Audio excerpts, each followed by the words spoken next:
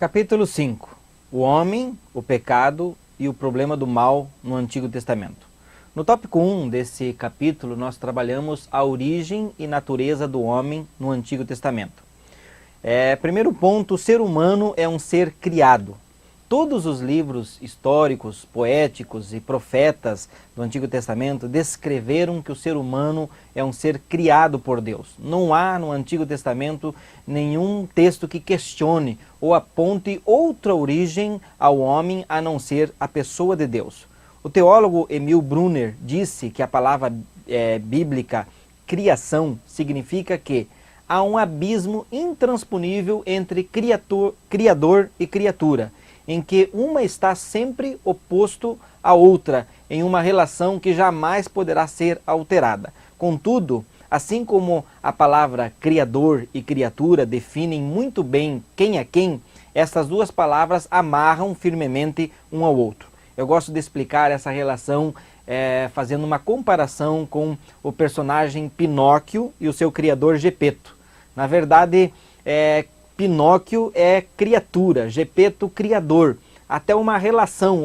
O Pinóquio não pode dizer eu não te conheço, eu não sei quem você é. Porque o estilo de Gepeto estava impresso nas pernas, no nariz e na estrutura do Pinóquio. Então o Criador, ele põe a sua mão, ele imprime a sua identidade no homem. Por isso, um é criatura, outro é criador, mas também essa questão criatura e criador junta e une ambos. No Antigo Testamento, Deus é Deus, o ser humano é ser humano. Nenhuma vez há algum indício de qualquer mistura entre ambos. Ambos desempenham funções e propósitos distintos. Deus é espírito transcendente, eterno, soberano, criador de todas as coisas. O ser humano é físico, passageiro, servo, criatura de Deus. Como ser criado, o ser humano compartilha das fraquezas, das limitações de todas as criaturas. Sua existência terrena é efêmera e, infelizmente, termina com a morte. A fragilidade do ser humano é expressa em inúmeras páginas do Antigo Testamento. Também nesse capítulo ainda nós trabalhamos o ser humano é um ser semelhante a Deus. É a imago Dei, em latim, que se fala a imagem de Deus. Mesmo sendo tão frágil e efêmero, o ser humano foi criado à imagem e semelhança de Deus.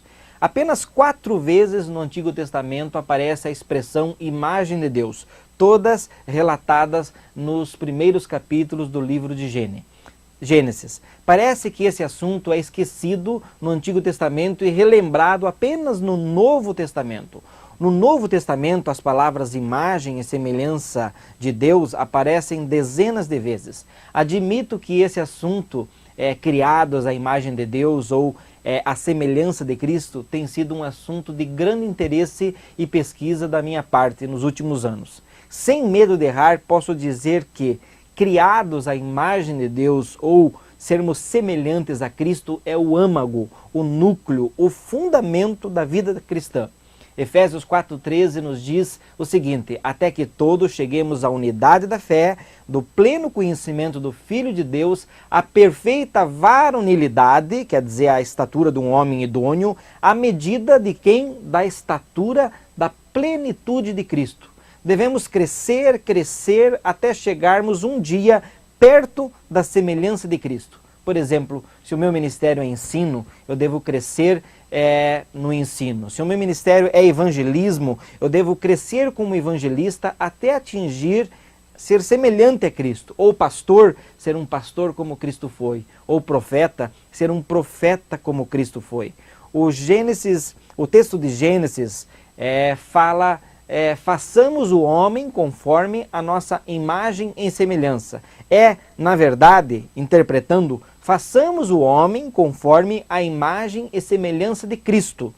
Cristo é o modelo de corpo. Cristo é o modelo de corpo ressuscitado. Cristo é o modelo de vida cristã. Cristo é o modelo ministerial.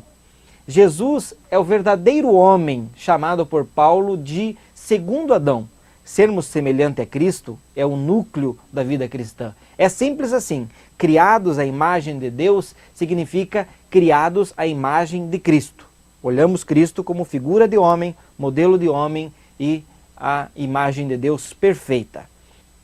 No tópico 4.1, nós temos como título: o ser humano é um ser unitário. O Antigo Testamento fala sobre corpo do homem, fala sobre o espírito do homem, fala sobre a alma ou a vida do homem e fala sobre o coração do homem. Precisamos entender que a Bíblia explica o ser humano em vários aspectos, referente aos seus sentimentos, ao entendimento, ao corpo, pés, mãos, cabeça, à sua vida. Na verdade, todas essas partes fazem parte de um ser unitário chamado homem. Na perspectiva hebraica, o ser humano é um ser integral, um ser unitário, ou seja, o ser humano é descrito em muitas partes. Todavia, esses aspectos fazem parte de uma totalidade chamada homem. O ser humano não consiste em 2 ou 3 partes. Ele é um corpo, ele é uma alma, ele é um espírito. O ser humano é uma unidade viva. Em última análise, não sei se o caro professor ou aluno vai me entender, mas a distinção entre corpo, alma e espírito, ainda no Novo Testamento, fala sobre entendimento, discernimento, razão. É uma forma didática de falar da mesma pessoa, o ser humano. É como se nós falássemos de uma casa que tem quarto, sala, cozinha. São diferentes peças, mas fazem parte de uma totalidade chamada casa. Assim também é o ser humano, uma totalidade, uma unidade. O tópico 2, nós trabalhamos o pecado, sua moralização e a sua natureza. Segundo Asa Holt, o pecado é um dos temas principais do Antigo Testamento. O teólogo Vries disse que há poucos capítulos na Bíblia que não contêm alguma referência àquilo que o pecado é ou causa no ser humano. Também trabalhamos a moralização do conceito pecado. Para os povos primitivos, o pecado era considerado simplesmente como uma ofensa contra Deus. A ideia é, não existia de forma clara e evidente o pecado contra o próximo, o pecado moral, muito menos o pecado no coração. O pecado tinha a ver com a quebra dos ritos religiosos, profanar coisas santas, comer coisas impuras. Isso inicialmente era considerado pecado. O entendimento do pecado foi evoluindo progressivamente no Antigo Testamento. Quanto mais os homens iam conhecendo a Deus, sua justiça, sua santidade, sua bondade, sua fidelidade, mais os homens iam se tornando cônscios dos seus pecados e delitos. Por exemplo, Deus é justo, então eles entendiam que todos deveriam ser justos. Deus é santo, todos deveriam buscar a santidade. Aos poucos, os profetas passaram a tratar os ritos e cerimoniais religiosos com menos importância e se concentraram em escrever o pecado como desobediência e rebelião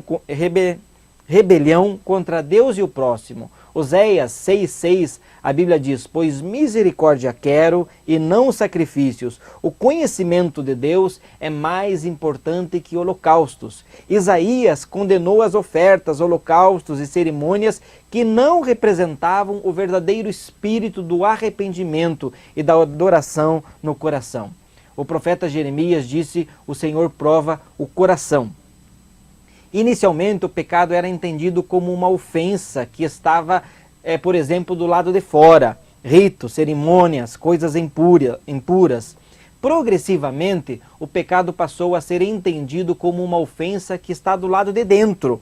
Inveja, vanglória, cobiça, pensamentos impuros. Ou seja, com o passar do tempo, os personagens do Antigo Testamento perceberam que Deus não queria somente ritos, sacrifícios, Ele queria o coração do homem.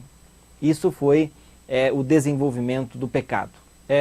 Tópico 3, a revelação progressiva. No início deste tópico, na introdução, tem algumas figuras que descrevem a evolução do carro, saindo da carroça até chegar ao carro. Na verdade, a carroça é o protótipo dos carros modernos. Tudo começou com a carroça, depois vieram as carruagens um pouco mais confortáveis, aos poucos charretes com pneus de borracha, depois carros movidos a carvão e a vapor, até chegar o motor a combustão e os carros modernos. Quando olhamos esse desenvolvimento dos carros, precisamos admitir que o crescimento, o desenvolvimento do homem é um processo lento e demorado. O homem custa crescer. Uma geração vai aperfeiçoando o que outra geração inventou. O homem necessita do próximo, bem como das gerações passadas para evoluir.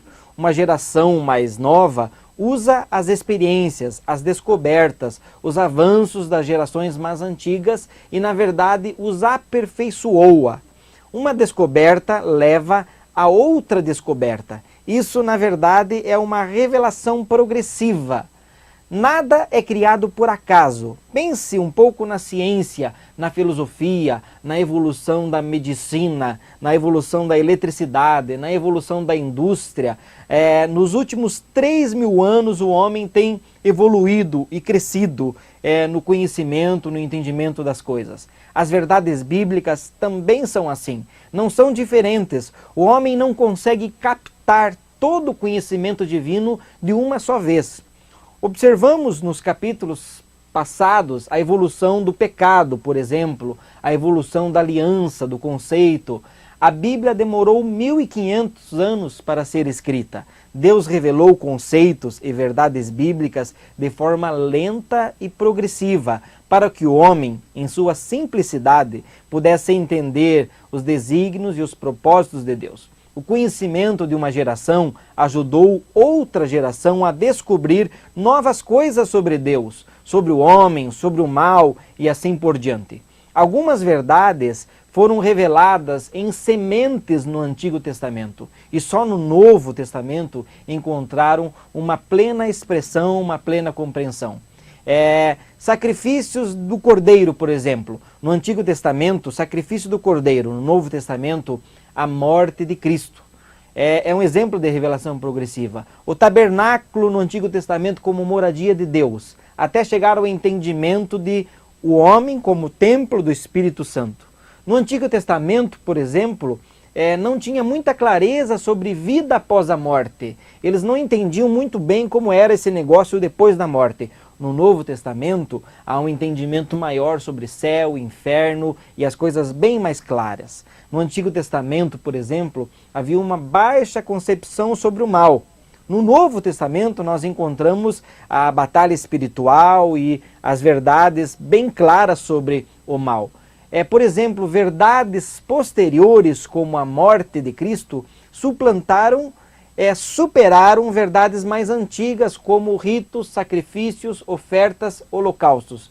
Verdades que eram só um broto no Antigo Testamento se transformaram em uma árvore frondosa no Novo Testamento. Isso é a revelação progressiva. As coisas começam de forma pequena. Ideias a respeito de Deus, do pecado, doutrinas, começam de formas pequenas. E os personagens do Antigo Testamento, os teólogos da época, os autores bíblicos, eles vão estudando essas verdades, vão entendendo Deus e vão desenvolvendo as verdades bíblicas de forma progressiva.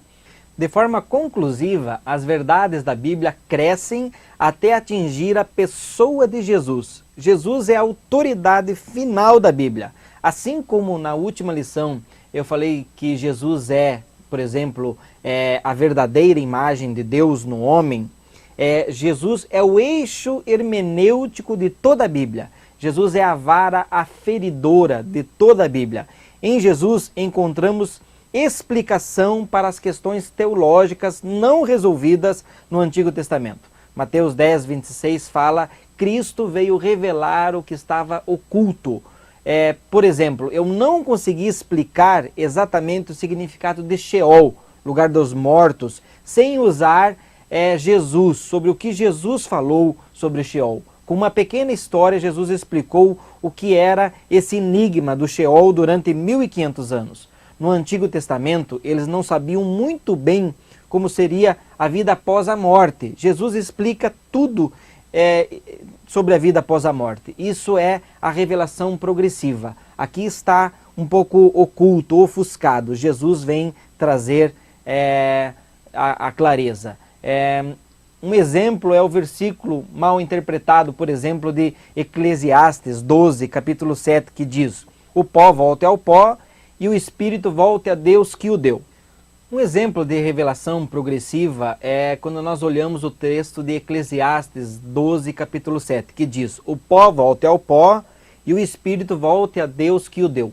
Muitas pessoas olham para esse versículo pensando que esse versículo está dizendo que, de alguma forma, todos os espíritos voltam a Deus. Olha só, o entendimento do autor de Eclesiastes sobre vida após a morte ainda não está bem claro. Na verdade, Eclesiastes, ele olha uma parte, ele explica uma parte. O versículo não explica que esta pessoa é boa ou má. Apenas diz que a pessoa morre e o espírito volte a Deus. Então temos metade da revelação. A pessoa morre, o espírito volta a Deus. No Novo Testamento, nós temos a continuação dessa explicação. O Novo Testamento explica quando a pessoa morre, o espírito volta a Deus. Se a pessoa for boa ou a pessoa morre, o espírito vai para as profundezas, para o inferno, no caso dos maus. Então o Novo Testamento continua a explicação. Aqui, no livro de Eclesiastes, temos metade. A pessoa morre, volta para Deus. A revelação progressiva mostra no Novo Testamento a continuação. Os bons vão para o céu, os maus vão para o inferno. Explica com detalhes aquilo que no Antigo Testamento havia metade da interpretação, por assim dizer. No tópico 4, ainda desse capítulo 5, nós trabalhamos o problema do mal no Antigo Testamento. Não dá para entender o problema do mal no Antigo Testamento sem entender a revelação progressiva. Vou direto ao ponto. Os personagens do Antigo Testamento não enxergavam de forma clara a luta entre reinos das trevas e reino da luz. A Teodiceia, termo usado pela teologia para explicar a luta entre o bem e o mal, é um conceito, uma doutrina desenvolvida com mais clareza no Novo Testamento. Ou seja, a personificação do mal, Satanás, anjos, demônios, batalha espiritual, passam pelo processo de revelação progressiva. Para o estudioso da Bíblia do século XXI, é simples afirmar: todo bem vem de Deus, todo mal, pecado, sofrimento provém de Satanás. Contudo, esse entendimento não foi assimilado pelos personagens do Antigo Testamento de forma direta. Para eles, todas as coisas, incluindo as ruins, o mal, tudo vinha de Deus. Esse é o ponto central da lição. Para os personagens do Antigo Testamento, todas as coisas vinham de Deus. Tem alguns textos complicados aí nesse tópico. Textos como: acaso não procede do Altíssimo, assim o mal como o bem? Eu formo a luz, eu crio as trevas, faço paz e crio o mal. Eu, o Senhor, faço todas as coisas. Ou ainda: eis que agora um espírito mentiroso enviado de Deus o atormentará. É o caso do espírito que atormentava Saul. Eu uso aqui nessa lição 3 argumentos para explicar esses textos. Na verdade, são textos complicados e nós não conseguimos fechar esse assunto. O primeiro argumento diz o seguinte: devemos interpretar textos difíceis à luz de textos fáceis. Este é um argumento hermenêutico para interpretar toda a Bíblia. Os versos obscuros e difíceis devem ser interpretados à luz das passagens na Escritura que possuem um significado claro e inconfundível sobre o assunto. Em Mateus 4 a 11, por exemplo, Jesus é tentado pelo diabo. Nessa passagem, ele nos explica que a raiz de todos os males, o pecado, o orgulho, a soberba, a tentação, todos esses males vêm de Deus, todos esses males vêm de Satanás. Ou seja, Jesus explica que não é Deus que causa o sofrimento, não é Deus que coloca o sofrimento na pessoa. Esse sofrimento vem do mal. Em 1 João 3,8, a palavra declara: para isto se manifestou o Filho de Deus, para destruir as obras do diabo. Portanto, o diabo é inimigo de Deus. O diabo não tem nenhum tipo de relacionamento, ou Deus é inimigo do diabo. Não há nenhum tipo de acordo, de conversa. O texto deixa claro que Jesus veio destruir as obras do diabo. Esses textos do Novo Testamento, principalmente aqueles que vieram da boca de Jesus, explicam os textos confusos e obscuros do Antigo Testamento. É simples assim. Ao invés de você ficar se debatendo ou criando heresias com textos difíceis do Antigo Testamento, textos como esses, pegue os textos fáceis do Novo Testamento sobre esse assunto e siga a orientação desses textos.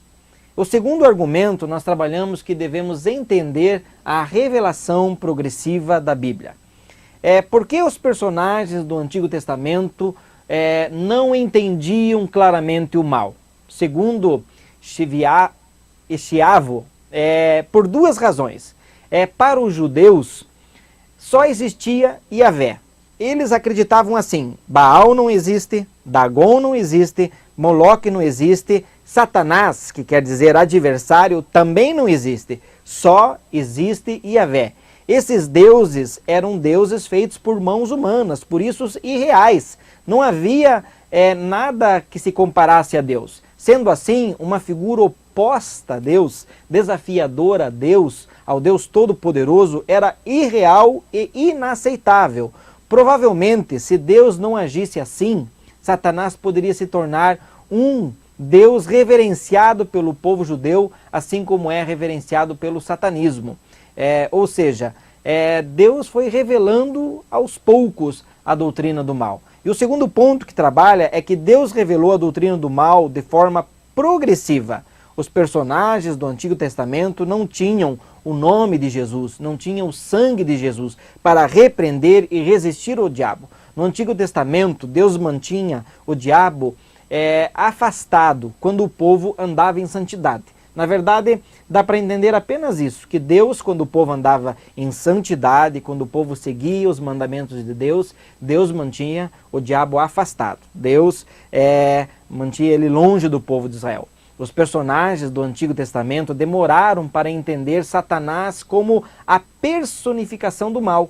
A palavra Satanás, na verdade, significa adversário. Em hebraico significa adversário. Davi, por exemplo, é chamado de Satanás. Quer dizer, Davi é chamado por adversário, alguém que se opõe. Também Isaac deu o nome a um poço que abriu de Sitna, que quer dizer Satanás, adversário, porque houve contenda sobre aquele poço. Rezon, um inimigo de Salomão, é chamado de Satanás, adversário. Então, os adversários eram chamados de Satanás. Até ser entendido demorou um pouco. O livro de Jó é um livro do Antigo Testamento que começa a explicar a personificação do mal. Ainda mostre essa personificação de forma ainda um pouco confusa. Primeiro precisamos entender que o livro de Jó é um livro poético. Esse é o estilo literário. A forma de escrever as coisas, muitas vezes a forma poética não deixa muito claro e não serve exatamente de doutrina a parte histórica ali do livro de Jó. O diabo na presença de Deus, por exemplo, não devemos pensar que o diabo entrou com um sapato cheio de lama no trono celestial, sujando tudo e foi lá na presença de Deus. Um exemplo, eu posso dizer, Senhor, eu estou na tua presença para te pedir. Eu converso com Deus, eu falo, Deus, eu estou na tua presença. Literalmente, eu não estou na presença de Deus, mas eu estou me colocando na presença de Deus. É uma forma literária de explicar as coisas. Olha só um versículo fácil que explica essa questão mais complicada, é Apocalipse 21, 27. A Bíblia diz assim: no céu não entra coisa contaminada, nem prática de abominação. Quer dizer, no céu não entra coisa impura. Ezequiel 28 diz que Lúcifer estava lá no céu, mas foi expulso. Quer dizer, quando o diabo esteve lá, o Lúcifer esteve lá, Deus expulsou Lúcifer do céu. Quer dizer, ele não tem acesso. Ou seja, é uma forma poética de explicar. O diabo estava lá no seu lugar, Deus está lá no seu trono. E Deus acaba não intervindo na ação de Satanás em cima da vida de Jó. Duas coisas ficam claras nesse texto. Primeiro, é o diabo que causa sofrimento. Esse é um ponto fundamental. O segundo é que Deus restaura a vida de Jó. Jó, depois que passou esse sofrimento, viveu mais 140 anos e ganha tudo em dobro. A questão da permissão de Deus, eu quero dizer o seguinte: a questão da permissão de Deus é um assunto um tanto complicado. De forma resumida, eu não posso me estender, talvez poderíamos gastar mais de 2 horas sobre esse assunto. Mas quando nós falamos Deus permite, muitas pessoas colocam de forma errada isso, achando que Deus é um Deus permissivo que acaba permitindo tudo. Na verdade, Deus permite o livre-arbítrio do homem. É isso. Resumindo, é isso. Deus permite o livre-arbítrio do homem. Com esse livre-arbítrio, o homem pratica coisas más, causa sofrimento para ele mesmo, para o próximo. E aí as coisas vão cada vez complicando mais. Terceiro capítulo, nós trabalhamos o terceiro argumento. Deus é 100% bom. Muitos erros doutrinários surgiram na história da teologia bíblica pela falta de entendimento da pessoa de Deus. Não é razoável atribuirmos a Deus ações que não lhe pertencem. Muitas pessoas, com suas doutrinas, diabolizam Deus, ou seja, colocam Deus de forma má, ou explicam Deus fazendo coisas más. Deus é bom. Esta é uma verdade arraigada em toda a Bíblia. Quando a palavra diz que Deus é bom, ela está afirmando que Deus é 100% bom, completamente bom, infinitamente bom. Em Deus não existe maldade alguma e ponto final. O mal é totalmente estranho a Deus. Deus é luz, nele não há treva alguma. Então nós devemos entender que Deus sempre age de forma para o bem, levando o homem à felicidade, levando o homem à vitória. Deus é bom, por isso não pode vir Deus o mal. Quer dizer, Deus ele pode intervir, ele pode se manifestar. A questão é, por que Deus não se manifesta em algumas situações? Esta é uma pergunta que fica no ar, que nós não podemos e não conseguimos responder em sua totalidade. Deus muitas vezes não se manifesta, mas às vezes, quer dizer, Satanás tira a vida de um indivíduo do trilho e Deus pode intervir, colocar a vida desse indivíduo de volta no trilho. Deus pode se manifestar agindo para o bem, para sempre o crescimento das pessoas.